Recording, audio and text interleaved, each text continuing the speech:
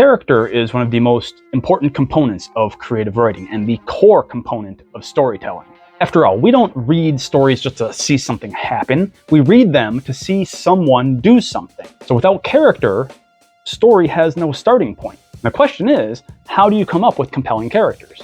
As with anything in writing, there's no one right way to do this. There are many different paths to get you there. Today, I'm going to give you one of my shortcuts for character work. But let's talk about the various approaches to character to start with. Pure pantsers, people who write by the seat of their pants, who don't outline, who don't plan ahead. They might start with nothing but a name or a very brief description that they insert into a story, and then they develop that character through the telling of the story. Strict plotters, on the other hand, those who plan their entire stories out, may draft pages and pages and pages of character questionnaires and profiles before they even draft a single line of the story. There's nothing wrong with either of these approaches. They're kind of the extremes, but try either of the extreme approaches. Try both of them and see if one of them works for you more than others. See if you can take some aspects of it, at least. You can find plenty of successful authors out there who follow one or the other of those approaches, the pure plotter or the pure pantser approach. But me, I fall somewhere in the middle, as do most of the writers that I've met and worked with. Now, creating character profiles, answering character questionnaires, things like that, that can be fun. And it can be useful to story. But for many of us, it's incredibly time-consuming and energy-depleting. It's mentally taxing work that takes time and energy away from writing. Too much time here can kill your enthusiasm for the project, can leave you spinning your wheels in the planning stage and never actually getting any writing done. That said, many of us need more than a name or a man or a woman for a character before we start writing that character's story. We need some idea of who this character is.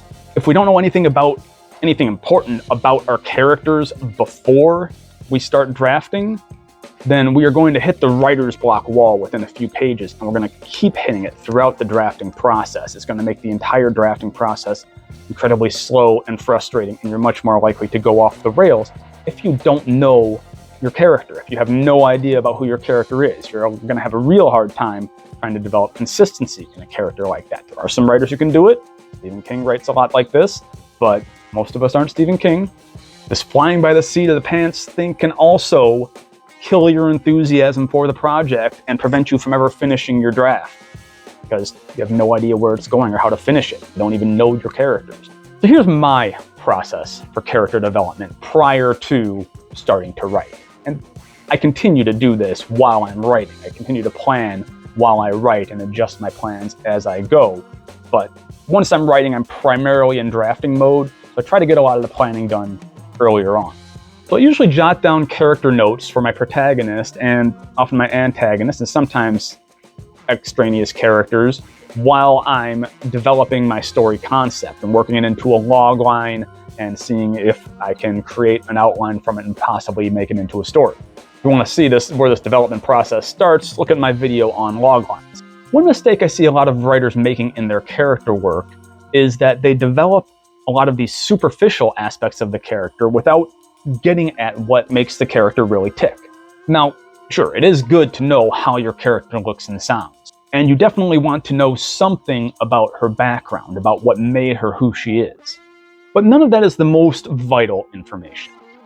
A lot of that are details that you can work out in the outlining or the drafting stage. In spite of the strict plotter's insistence, you don't need to know everything about your character, everything important that there is to know about your character prior to starting to draft your story.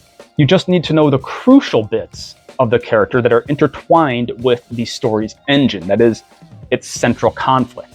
Now, this is where my shortcut comes in.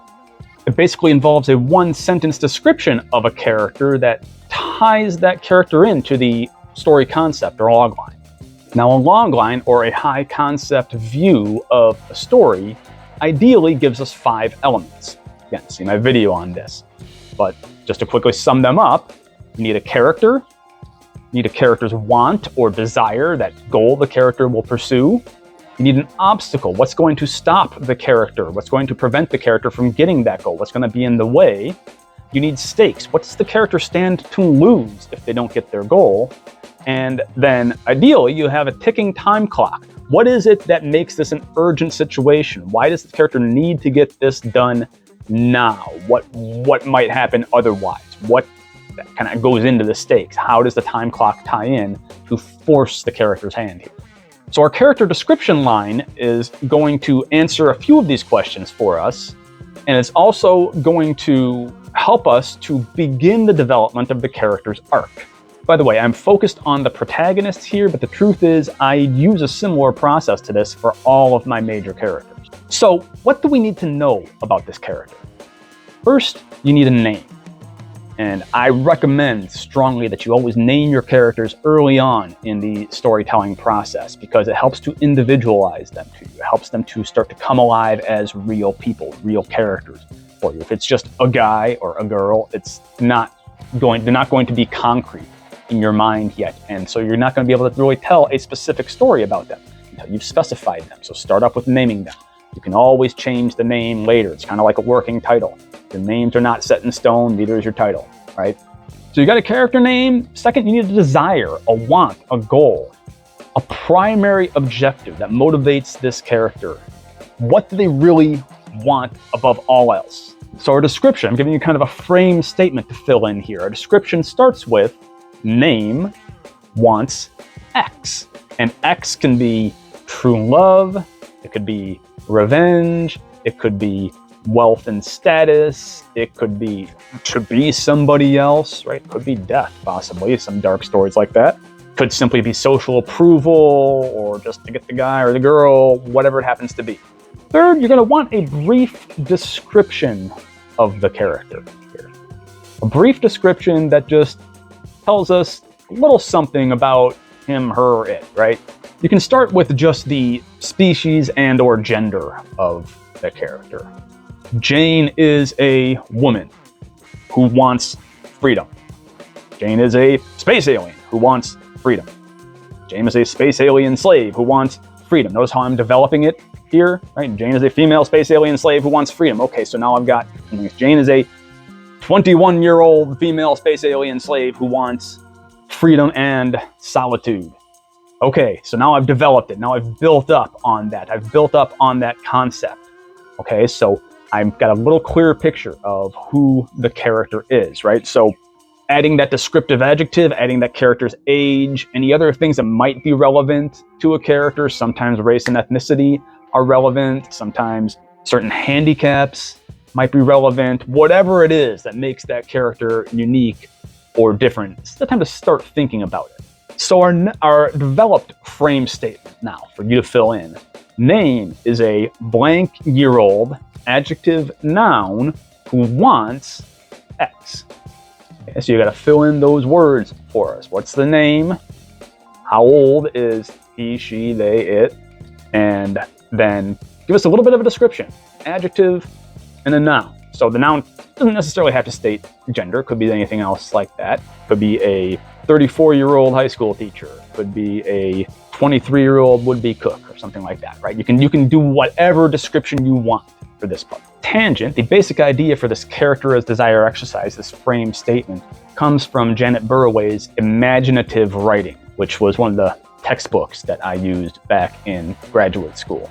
So it's a very good exercise, but I have actually taken it and developed it. I've changed it a bit and I've added a little bit of my own take on it to make it a little more useful for my own process. So by all means, go read Burroway's books. Kind of expensive, but it's excellent. But my process is a little bit different. The way I come up with this frame statement is a little bit different than what she's talking about. I've also incorporated some ideas I got from Matt Birb's The Secrets of Story, where he talks about the differences between need and wants. We're going to touch on that as well. But so far, we have the basics that we need to start our story. We have a character with a desire. Now the rest of the log line or story concept, the obstacle, the stakes, and the ticking time clock, they all connect to the character, of course, but they're more story-centered than they are character-centered. They may be partially internal to the character, but at least partially external to. Whereas the name of the character, their brief description, and their want is entirely central to them, entirely internal to the character. So that's what we're focusing on right now, is the character. But there is one more thing to add to our one-sentence character description that will help us develop our story. And it's something that is not part of the logline, and that is your character's underlying need. This is the lesson the character needs to learn throughout the course of the story. Now, laying out the need in this way helps to humanize the characters. It reveals their flaws and thus points the direction in which they need to go before you've even started drafting or outlining the story. So our new frame statement looks like name is a blank-year-old adjective noun that wants X but needs Y. Okay? Copy that frame statement down, use it for your character work. It may not help everybody, but for a lot of you guys, it might. Of course, this doesn't give us everything we need to write a story, but it does answer the most crucial story questions we have about a character. And as I said before, you can use this template to develop more characters than just your protagonist. Of course, not every character that you create needs this whole sentence laid out for them, right? For minor little side characters, a name and a brief description might be more than enough. They don't need to have a core want or underlying need, at least not that you reveal to the audience, because they're not going to play that big a role in your story. But any character of significance, you should be able to create a character statement about. Any major supporting characters should at least have a core want or desire, and ideally an underlying need as well. Now, not every major character will arc, but that doesn't mean that the underlying need is not there. Just some characters refuse to learn the lesson. In some cases, is it a tragic hero, an anti-hero, or the villain? In Harry Potter, for instance, the 3 main heroes arc in each book, as well as a progressive arc over all 7 books, but some of the major supporting characters also have their arcs, such as Malfoy, Neville, and even Dumbledore. Voldemort doesn't arc, though, even when Harry throws the central lesson in his face in the very last book. Voldemort, of course, wants to rule the world, but what he needs to do is to learn that life is about more than power, and some things, such as love, are more central to humanity and more important than power. Something that Voldemort would likely never accept, but if he did, it would completely change his character. Darth Vader, in the Star Wars movies, by contrast, arcs over the 3 movies, the original 3. In Return of the Jedi, Vader wants to capture Luke Skywalker and deliver him to the Emperor, and he wants Luke to convert to the dark side, to sway him to the dark side. But what Vader needs to do is redeem himself and embrace the light. So I hope that this frame statement of theme helps you in starting to develop new characters for new stories. If it does, or if you have other ideas about how to approach this in a very simple way, a very simple character-centric way for developing characters for stories, by all means, post them in the comments below. And leave a like on this video and subscribe to the channel while you're down there. And yeah, that's all I had to say for today. So I hope you guys enjoyed this. It's the first time I've talked about character in a while, but I really like doing that, so I'll probably come back to this in a little bit.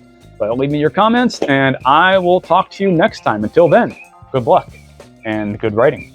Peace.